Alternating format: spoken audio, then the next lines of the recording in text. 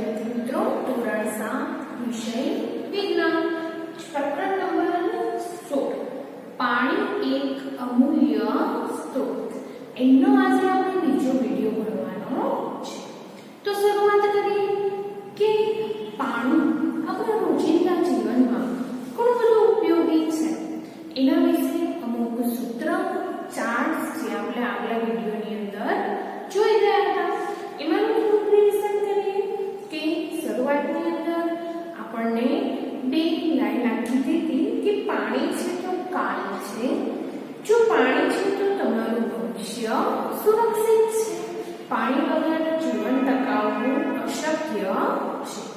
ત્યારબાદ આપણે ઘણી બધી મેગેઝિનના કટિંગ્સ અને એ સિવાય તો કે આવી ઘણી બધી સમસ્યાઓ વિશે આપણે સાંભળેલું પણ છે।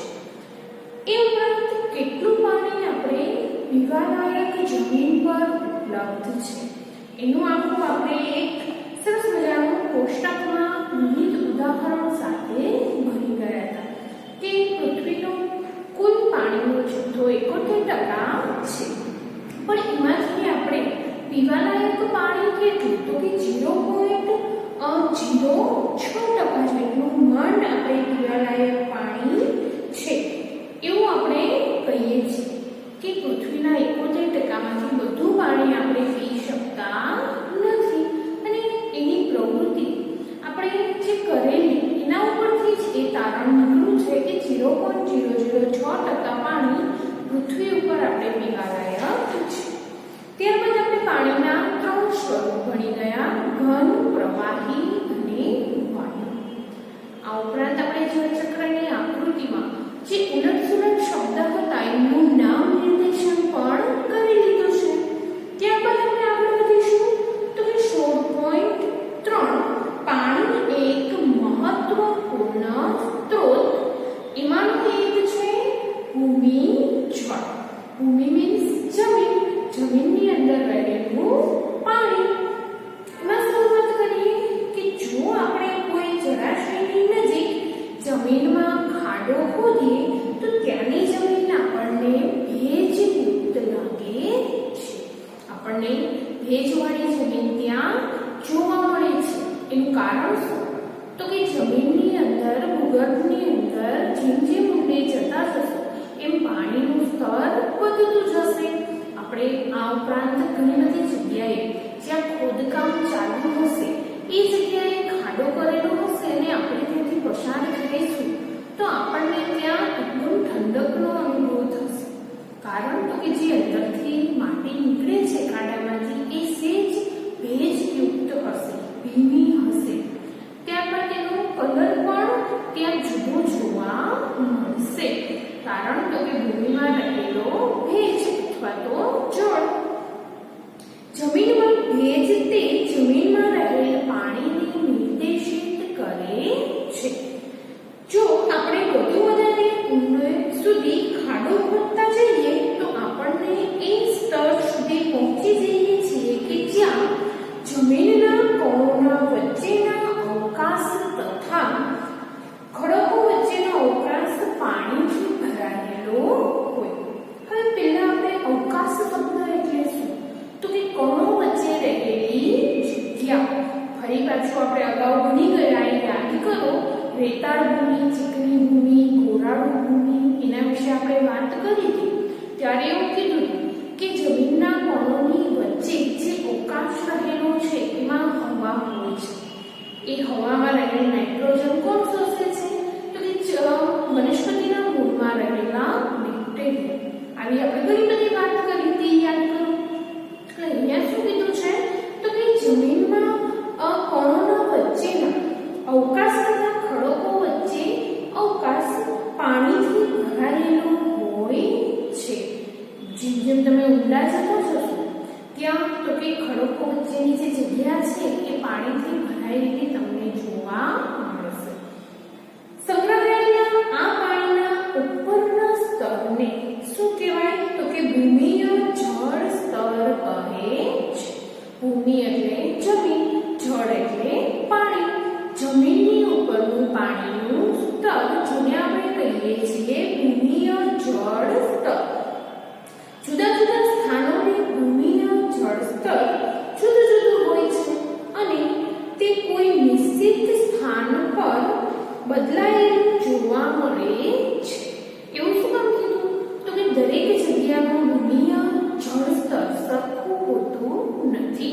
આપણે ઘણીવાર એવી વાત કરીએ છીએ કે આ વિસ્તાર છે એ પાણીવાળો છે, આ વિસ્તાર સૂકો છે. એ શું દર્શાવે છે? તો કે આ જ દર્શાવે છે.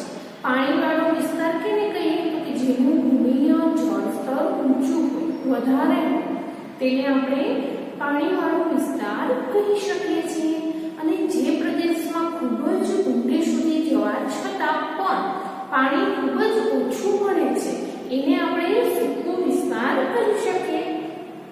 ભૂમિય જળ સ્તર 1 મીટરથી પણ ઓછી ઊંડાઈએ અથવા તો જમીનમાં અનેક મીટર ઊંડાઈએ હોઈ શકે છે.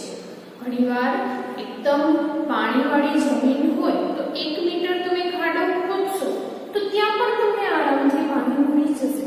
આપણે પહેલાના સમયની વાત યાદ કરીએ, ખૂબ જ જૂના સમયની, કે પહેલાના સમયમાં જ્યારે પાણીની વ્યવસ્થા નહોતી ત્યારે શું કરતા? તો કે આજુબાજુમાં ક્યાંક નદીની બાજુમાં સરસ મજાનો ખાડો બનાવે છે, એમાં પાણી ગળાય અને આવે છે. એ પાણી પીવામાં ઉપયોગ કરે છે. પણ અત્યારે આ બધું થતું નથી, કારણ કે સરસ મજાની પાણીની વ્યવસ્થા આપણે ઘર સુધી છે અને એમાં પણ આજે આપણે ફિલ્ટરનો ઉપયોગ કરીએ છીએ, જેથી કરીને પાણી શુદ્ધ થઈ અને આપણા સુધી પહોંચે છે. ભૂમિય જળસ્તરની નીચે જોવા મળતા પાણીને ભૂમિય જળ કહે છે. અહીંયા આપણે આકૃતિ જોઈએ કે આપણે આ જે જળ સપાટીની નીચે ભૂમિ અને એની નીચે જે જળ છે, જે પાણી છે, એને આપણે કહીએ છીએ ભૂમિજળ. જમીનની નીચે રહેલું પાણી. આ ભૂમિય જળનો સ્ત્રોત કયો છે એના વિશે આપણે આગળ વાત કરવાની છે. કે આ ભૂમિય જળ ક્યાંથી મળે છે, એ અંદર સંગ્રહ ક્યાંથી થાય છે? વરસાદનું પાણી અને અન્ય સ્ત્રોતો જેવા કે નદીઓ અને તળાવોનું પાણી જમીનમાં પસાર થઈને જમીનની નીચે ઊંડાઈમાં આવેલા ખાલી સ્થાનો તથા તિરાડોને ભરી દે છે. હવે કયું પાણી? તો કે શરૂઆત ક્યાંથી કરવાની? તો કે વરસાદથી. આપણે જળચક્ર ભણી ગયા, એમાં આપણે શરૂઆત ક્યાંથી કરશું? તો કે વરસાદથી. વરસાદ જ્યારે જમીન પર પડે છે ત્યારે શું થશે? તો કે એ જમીનની અંદર ડાયરેક્ટ ઉતરી જશે. જો એ નહીં ઉતરે તો કે પાણી જે બાજુ ઢાળ હશે ત્યાંથી પાણી તળી અને તળાવમાં ભેગું થશે અથવા તો કોઈ પણ જગ્યાએ મોટા ખાડામાં ભેગું થશે. ત્યાંથી તો એ જમીનની અંદર ધીમે ધીમે જે પથ્થરો વચ્ચે, જમીનના કણો વચ્ચે જે અવકાશ રહેલો છે, જે જગ્યા રહેલી છે, એમાંથી એ અંદરના ભાગ સુધી જશે. પછી એ જમીન હોય, તળાવ હોય કે બીજી કોઈ જગ્યાએ પાણી ભરાયેલું હોય એવો ખાડો, એ ધીમે ધીમે જમીનમાં અંદર સુધી ઉતરતું જશે. ભૂમિમાં પાણી નીચેની તરફ પ્રસરણ થવાની ક્રિયાને કહેવાય અંતઃસ્ત્રવણ. ઉપરના ભાગેથી પાણી ધીમે ધીમે નીચેના ભાગ સુધી પહોંચે છે, એ આખી ક્રિયાને શું કહીશું આપણે? તો કે અંતઃસ્ત્રવણની ક્રિયા. અંતઃ એટલે શું? અંદરના ભાગે. સ્ત્રવણ એટલે શોષાવું. અંદરના ભાગે પાણી શોષાવાની ક્રિયા. આ પ્રક્રિયા દ્વારા ભૂમિય જળસ્તરમાં પાણીની પુનઃપૂર્તિ થઈ જાય છે. ભૂમિનું જળ જે વપરાઈ ગયું છે, કઈ રીતના વપરાશે? તો કે બોરથી અથવા તો કૂવાથી. એની પૂર્તિ કરવા તો કે ફરી પાછી આખી ક્રિયા થશે કે વરસાદનું પાણી છેક તળિયા સુધી પહોંચી જશે. કેટલાક સ્થાનોને સ્થિત કઠણ ખડકોના સ્તરોની વચ્ચે ભૂમિય જળ સંચિત થઈ જાય છે. આની અંદર ઘણી જગ્યાએ નીચેના ભાગે શું હોય? તો કે મોટા મોટા પથ્થરો હોય. એ ખડકોની વચ્ચે ભૂમિય જળ સરસ મજાનું ભરાયેલું એમને એમ રહેશે. આ રીતે સંચિત એટલે સંગ્રહાયેલું ભૂમિય જળના ભંડારોને જલભર અથવા તો જળ સંગ્રાહકો કહે છે.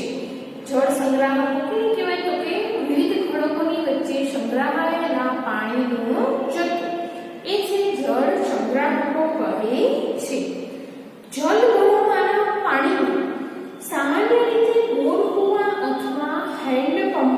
મદદથી બહાર કાઢવામાં આવે છે. ડાયરેક્ટ તમે એને કાઢી શકતા નથી. કઈ રીતના કાઢશો? તો કે હેન્ડ પંપ અહીંયા તમે જોઈ શકો છો, અથવા તો જે જમીનમાં બોર કૂવા આપણે બોર કરીએ છીએ એ વસ્તુથી તમે એને બહાર કાઢી શકશો. ત્યારબાદ આપણે જોઈએ પેજ નંબર 198. પાછળના પેજ ઉપર આકૃતિ 16.7 ભૂમિય જળ અને ભૂમિય જળ સ્તર જે મેં અહીંયા દોરી છે એ જ આકૃતિ ત્યાં આપેલી છે. શું તમે એવા સ્થાન પર ગયા છો કે જ્યાં નિર્માણ કાર્ય થઈ રહ્યું હોય, કોઈ પણ બિલ્ડિંગ્સ બનતી હોય, ઘર બનતું હોય અથવા તો બીજું કોઈ પણ બાંધકામ થતું હોય એવા સ્થાનની વાત અહીંયા કરેલી છે. કામદારોને નિર્માણ માટે પાણી ક્યાંથી પ્રાપ્ત થાય છે એવો તમને પ્રશ્ન થશે. તો આપણે જાણીએ છીએ કે અત્યારે કોઈ પણ નવું બિલ્ડિંગ બને છે એ પહેલા એ જગ્યાની અંદર બોરવેલ કરાવવામાં આવે છે. એ પહેલા ત્યાં બોર થઈ જાય છે. તમે કદાચ જોયું હોય તો તેવા સ્થાનો પર ભૂમિય જળ સ્તર સુધી પહોંચવા માટે બોરિંગ કરવામાં આવે છે. ત્યાં બોર કરવામાં આવે છે. ત્યાં કામ કરતા માણસો પાસેથી જાણકારી પ્રાપ્ત કરો કે પાણી પ્રાપ્ત કરવા માટે કેટલી ઊંડાઈ સુધી બોરિંગ કરવું પડે.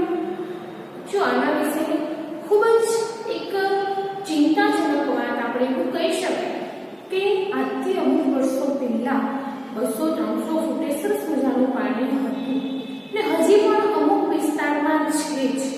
પણ જેમ જેમ વસ્તી વધારો થતો ગયો, આપણે પાણીનો વપરાશ વધારતા ગયા, તેમ તેમ શું થયું તો કે આ જળ સ્તર ખૂબ જ ઊંડે સુધી ગયા.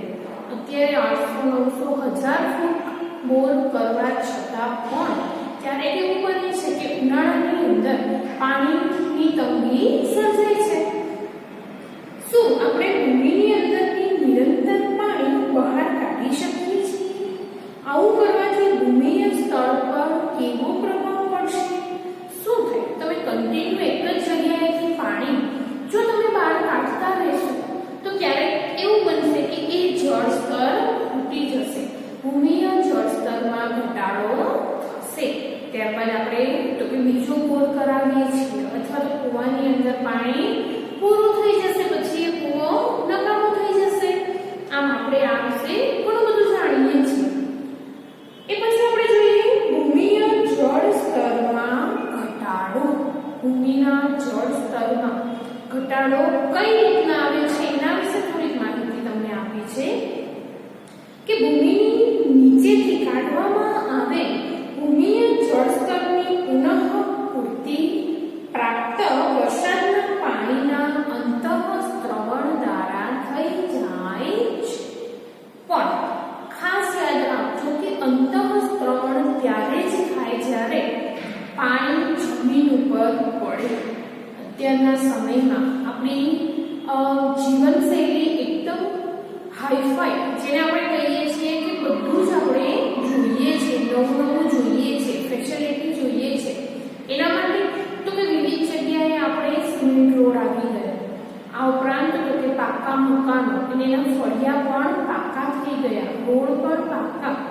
આમ આપણે બધી જ જગ્યાનો સર્વે કરીએ તો જમીન ખૂબ જ ઓછા પ્રમાણમાં આપણે જોઈ શકીએ છીએ. એ જમીનની ઉપર જો પાણી પડશે ને તો જ એ જમીનમાં વધારે અંતઃસ્ત્રવણ આવશે. બાકી ઉપરના ભાગે એ પાણી શોષાઈ શકે નહીં અને એ બધું પાણી ક્યાં જશે તો કે સમુદ્રની અંદર પડી જશે. ભૂમિય જળસ્તર ત્યાં સુધી અસર પામતું નથી કે જ્યાં સુધી આપણે એટલું પાણી જ બહાર કાઢીએ કે જેટલું કુદરતી પ્રક્રિયાઓ દ્વારા પુનઃપૂર્તિ થયેલી છે. જે ભૂમિય જળસ્તર ક્યારે એટલું જ રહે તો કે જેટલું પાણી તમે વાપરેલું છે એટલું જ પાણી ફરી પાછું પુનઃપૂર્તિ દ્વારા જમીનમાં ઉતરે તો એ જળસ્તરમાં ઘટાડો થતો નથી. નહીંતર શું થાય તો કે રોજે રોજ દર વર્ષે એમાં ઘણો બધો ઘટાડો થતો જશે. જો પાણીની પર્યાપ્ત રૂપે પુનઃપૂર્તિ ન થાય તો ભૂમિય જળ સ્તર નીચે ઉતરી જાય છે. તેવું અનેક કારણોથી થાય છે. એમાંનું કારણ આપ્યું છે જનસંખ્યામાં વધારો. વસ્તી વધારો એક એનું મુખ્ય કારણ છે. કારણ તો કે જેટલા માણસો વધશે એટલો પાણીનો વપરાશ પણ વધશે. બીજું તો કે ઔદ્યોગિક તથા કૃષિની પ્રવૃત્તિઓ ભૂમિય જળસ્તરને અસર કરે છે. ઉદ્યોગની અંદર પણ પુષ્કળ પાણીનો વપરાશ થાય છે. એ ઉપરાંત તો કે કૃષિને લગતી ઘણી બધી પ્રવૃત્તિઓ જે ભૂમિય જળસ્તરને અસર કરવાવાળા કેટલાક સામાન્ય કારણો છે. ઓછો વરસાદ એક અન્ય કારણ છે. ક્યારેક એવું બને છે કે આપણી પાસે અંતઃસ્ત્રવણ માટે પૂરતી જમીન હોય પણ વરસાદ વ્યવસ્થિત રીતે ન થાય તો પાણીની તંગી સર્જાય, જે ભૂમિય સ્તરને ઓછું કરી દે છે. ભૂમિય જળસ્તરને અસર કરવાવાળું અન્ય કારણ જંગલોનો નાશ અને પાણીના અંતઃસ્ત્રવણ માટે અસરકારક વિસ્તારમાં ઘટાડો પણ છે. શું કીધું તો કે મેઇન કારણ જંગલનો નાશ. જંગલનો નાશ કેને કહી શકાય તો કે આપણે રોજે રોજ નવા બાંધકામ કરીએ છીએ જેથી કરી અને જે જગ્યા ઉપર પહેલાના સમયમાં વૃક્ષો હતા, અત્યારે તમે એક ઉદાહરણ લઈ શકો કે આજથી 5 વર્ષ પહેલા જે જગ્યાએ સરસ મજાના વૃક્ષો હતા એ વૃક્ષ કપાઈ અને અત્યારે નવા બિલ્ડિંગ્સ ત્યાં બની ગયા છે. એ શું છે તો કે નાનકડું ઉદાહરણ છે. આવું શું કીધું તો કે જંગલોનો નાશ. જંગલ છે એ વહેતા પાણીને જમીનના ઘસારાને રોકી રાખે છે અને જમીનમાં પાણી ઉતારે છે. પણ જો જંગલ જ નહીં હોય તો શું થાય તો કે બધું જ પાણી જમીન ઉપરથી વહી અને ડાયરેક્ટ સમુદ્રમાં ભળી જશે. આની અસરકારકતાથી શું થાય છે તો કે અંતઃસ્ત્રવણના વિસ્તારમાં ઘટાડો થાય છે. જંગલની જગ્યાએ બિલ્ડિંગ્સ બની જશે, જેમાં આપણે હમણાં વાત કરી કે બિલ્ડિંગ્સ બને પછી સિમેન્ટની અંદરથી એ જે પાકો ભાગ છે એમાંથી પાણી અંદર ઉતરી શકતું નથી. ત્યારબાદ આપણે જોઈએ વધતી જતી વસ્તી.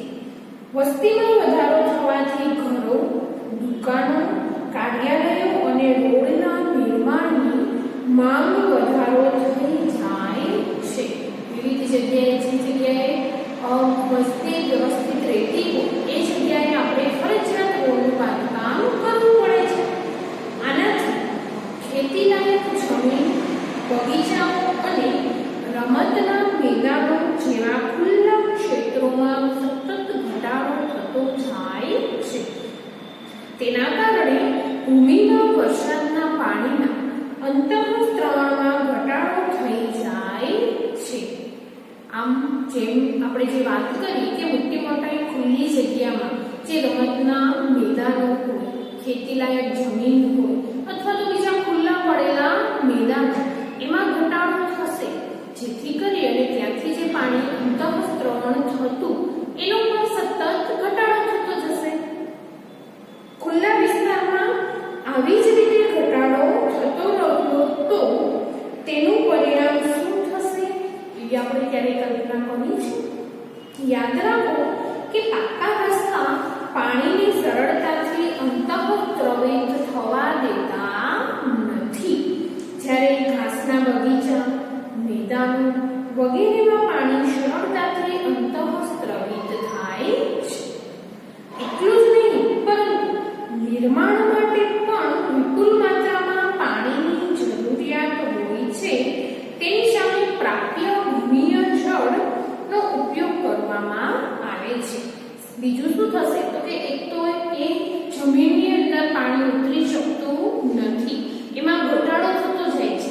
અને સાથે સાથે તો કે જે નિર્માણ કાર્ય થાય છે એમની અંદર પણ પુષ્કળ પાણીની જરૂર રહે છે. એટલે બંને બાજુથી જમીનમાં સતત પાણીના અંતઃસ્ત્રવણમાં ઘટાડો થતો જશે અને ભૂમિય જળ પણ ઘટતું જશે. એક બાજુ આપણે ભૂમિય જળ સ્તરનો વધારે ઉપયોગ કરીએ છીએ અને બીજી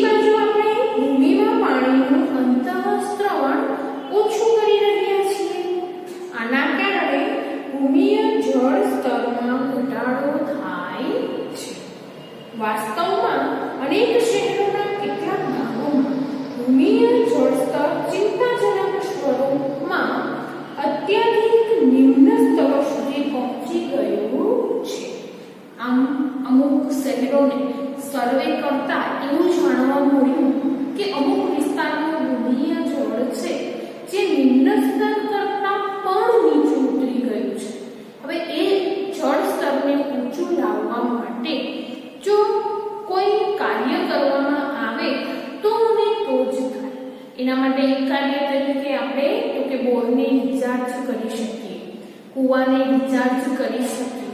પણ આવું જો જનસંખ્યા વસ્તી કરે તો થશે, બાકી તો કે સતત જળ સ્તરમાં ઘટાડો થતો જાય છે. ત્યારબાદ આપણે જોઈએ વધતા જતા ઉદ્યોગો. બધા જ ઉદ્યોગો દ્વારા પાણીનો ઉપયોગ કરવામાં આવે છે.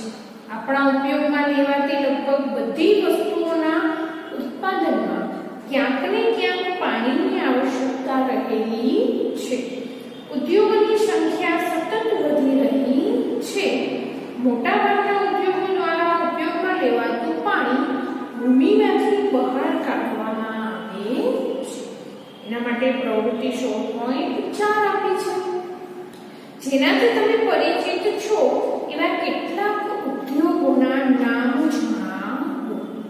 આપણા રોજબરોજના જીવનમાં ઉપયોગમાં લેવાતા અને તેનાથી પ્રાપ્ત ઉત્પાદનોની યાદી બનાવો. એક નાનકડી પ્રવૃત્તિ છે જે તમે જાતે કરી પણ શકો છો.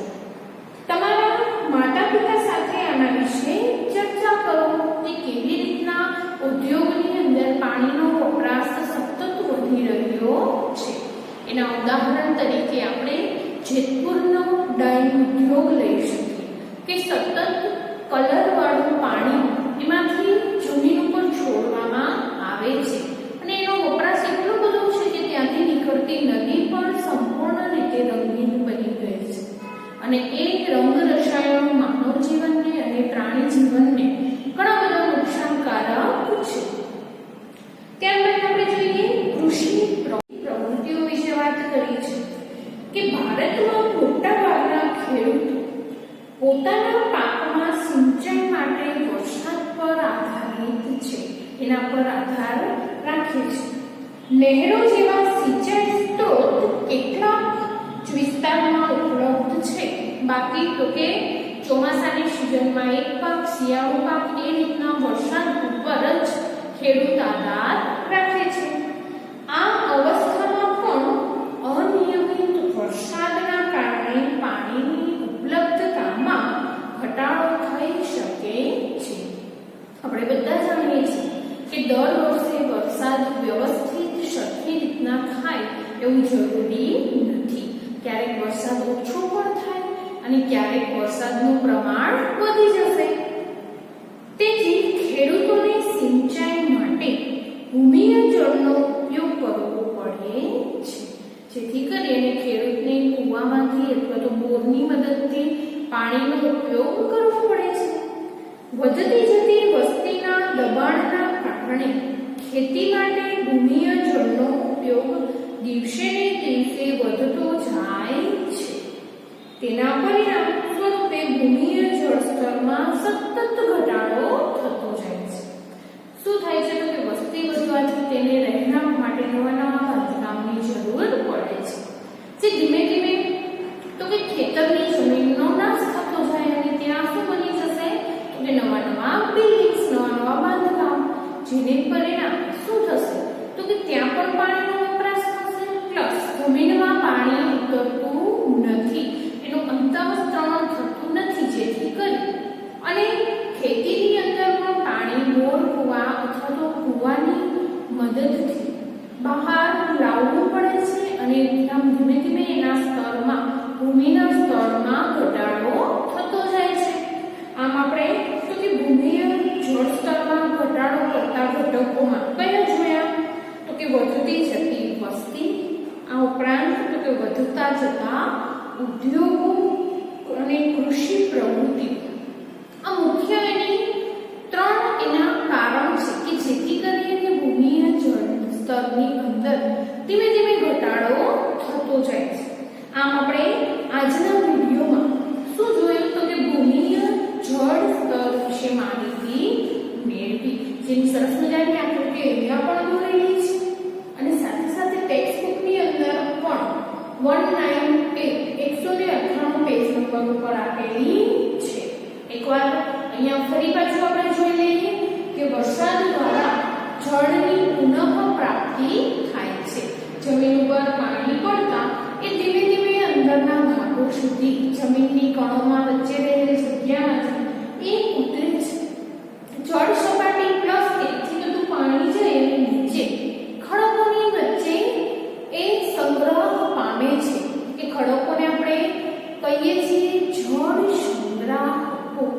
ત્યારબાદ કે એ પાણીને જો તમારે બહાર કાઢવું હોય તો તમે શું વાપરી શકો? તો કે હેન્ડ પંપ અથવા તો કૂવા અથવા તો બીજી કોઈ પણ બોર કરી અને ઇલેક્ટ્રિક મોટર દ્વારા પણ તમે પાણીને બહાર કાઢી શકો છો.